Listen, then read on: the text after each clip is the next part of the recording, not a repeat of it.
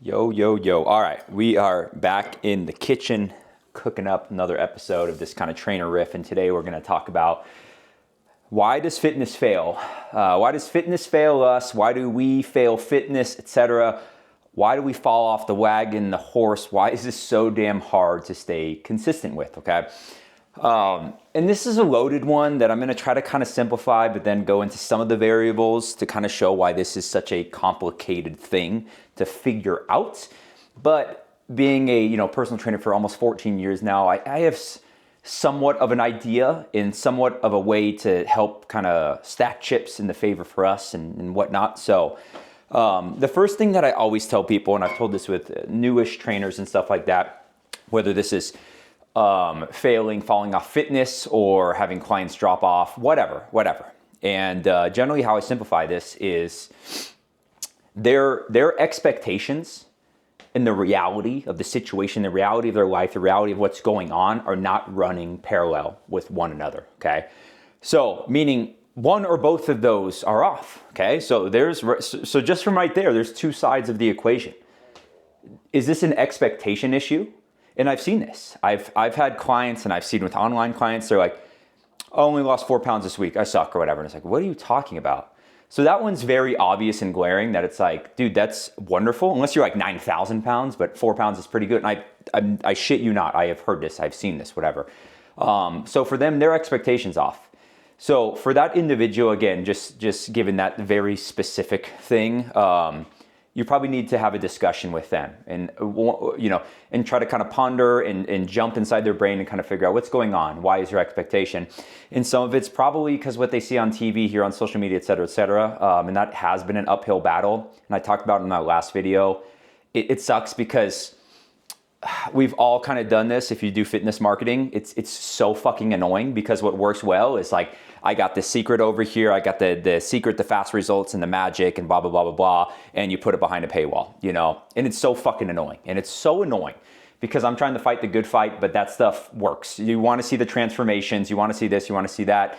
Knowing the fact that this is probably fucking up people's relationship with health and fitness and stuff. It's messing up their expectations, blah, blah, blah, blah, blah, blah. Okay. So again, going back to that, expectations, reality is not going. So it could be someone that just has horrible expectations. They're just untrue because of all these reasons.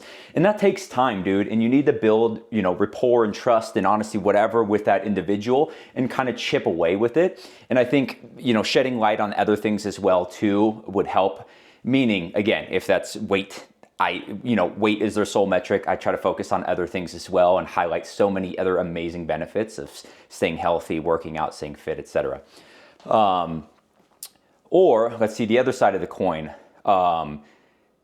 It could be managing expectations, or they're not doing the thing that is going to lead to the outcome that they're looking for.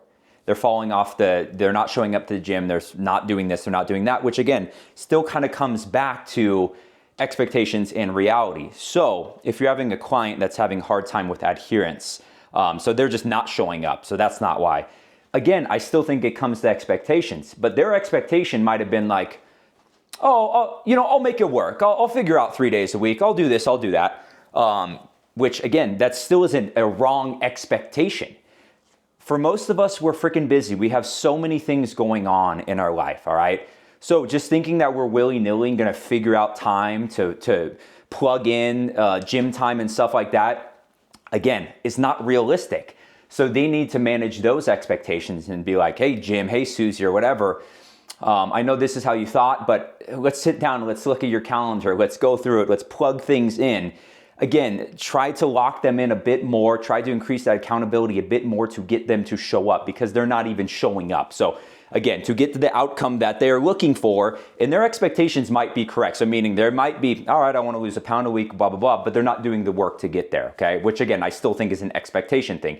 They thought they would just be able to fit it in whenever they wanted. They thought they could, I thought just working out twice a week and not doing any, nutritional interventions would get me. And it's like, again, that's still managing expectations around it. And again, you're surrounded and bombarded by marketing, by influence and things like that. So I do think it's your job as a good coach or trainer to kind of help figure that out. And it's going to be a work in progress. We all have these different hurdles in our heads or things or obstacles or whatever that are getting in the way.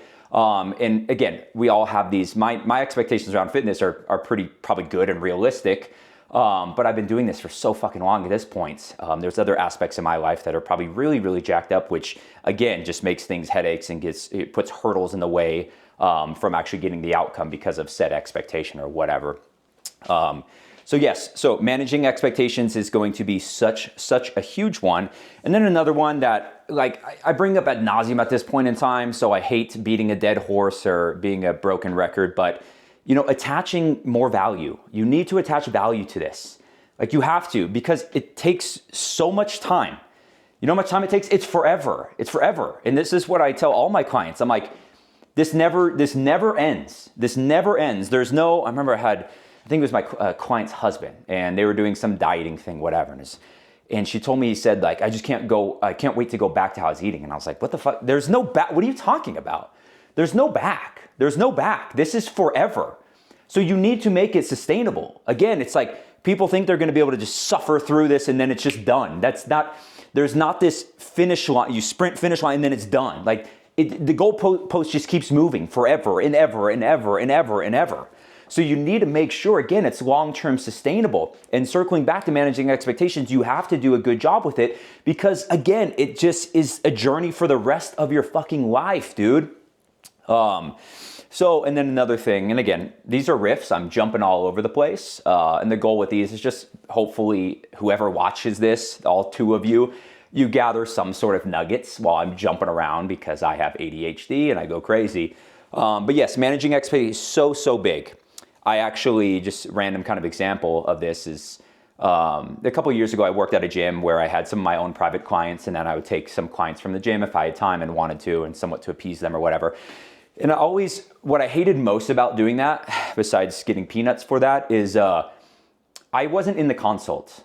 I don't know what was promised. I don't know what was sold, and I couldn't stand that because it is so very important to be, from day fucking one, to be able to preface certain things, to be able to manage expectations, to be able to jump inside their head and see what they think that these next 2, 3, 4, 5, 6, 7, 8, 10, 12, 24, 36 weeks look like, okay? This is so damn important because it starts from day one. So if they were sold, oh yeah, 10 pounds a month, easy peasy, blah, blah, blah, blah, blah, and that whoever was selling them that didn't delve really, really deep into what that takes, the amount of effort, the amount of lifestyle changes that's gonna take, then I'm starting off on just the worst foot ever. It's such a huge uphill battle that can very, very much lead and will lead to fucking resentments, okay? On both ends. Resentment to me as their trainer, coach, and then me resentment towards them as well too, because they're not putting in the work, because they were not told what you have to put into this to get to said outcome, okay? Which is a lot.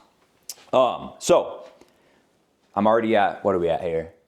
8 minutes here. So biggest takeaway here, managing expectations, being realistic. Now this might be hard if you're new to this. And this is why, not to plug myself, and I don't care, you don't need me, but talk to someone that knows the landscape of health and fitness, nutrition, all this different stuff, like a good trainer, a good coach, or if you know a good fitness friend, because I think they will help. Because it is very hard to research, like what is realistic? This guy says 1% body weight per week. I can drop, this person says this person says this, and it is hard because everyone wants your money nowadays. And obviously I'm open, book a consult with me and I don't even care. We can just talk about fitness. And this is something I am going to be opening up in my schedule at some point where it's just like, let's just talk. Not necessarily even to sign up for coaching. I just want to kind of hear from you and help kind of set up a blueprint and help with this managing expectations, because I just truly do feel like that's going to help long-term, which is everyone's health. And I want to do my part because I'm very passionate about this. But yes, managing expectations, being realistic about this journey, how long it's going to take, the amount of energy, effort, resources it's going to take. Here's another big one that just popped in my head. Audits.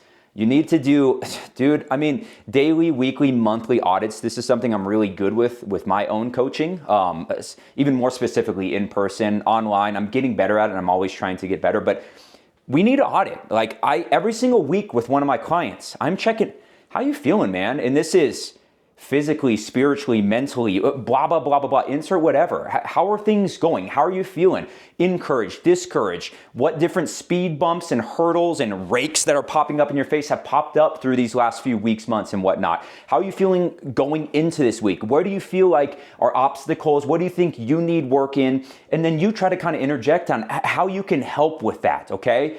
Because again, this is all a mental game. This is all psychology. The brain is going to be what pushes you into discouragement, which is going to push you off the horse, the wagon or whatever, or keep you going strong. So you need to delve into this brain, dive deep into the brain and kind of figure out what's going on and be able to kind of manage expectations and pivot before, again, you get smacked in the face with a rake, because you can only take so many of those rakes before you say, fuck this, why am I doing this work?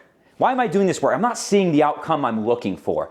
So that's where, again, I think a professional can really help either manage those expectations or being able to pivot to, shed some light on the things you need to do to get to that outcome. All right. And then again, just really quickly, value. Add as much value to this as possible. Please, not just weight. Weight is one thing, but how does that change your life? And then what does the weight do for you? So I think you can. So for example, let's just use weight. I want to lose weight. What does your life look like? So think about, if it is weight, and this is something that's been on your mind for so long, think about the confidence that you'll gain if you get there or whatever, or when you get there. And then what does that do for your life? Well, it's going to give me confidence. I'm going to feel more comfortable in my skin. I'm going to be able to find, and I'm just throwing shit out there, the love of my life. I'm going to get that fucking raise because I'm going to be confident. I'm going to get this. I'm going to get that. And then also I'm going to be healthier. I'm going to live a longer life. I'm going to have a fuller, more fulfilled life.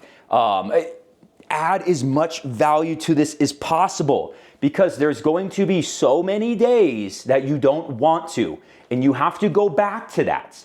What were those values? And then also, what I try to do with any big goal setting that I know there's going to be a lot of bad days, dude, make a fucking contract with yourself, whether a physical one you actually want to put on the fridge or whatever, or just a mental one to come back to.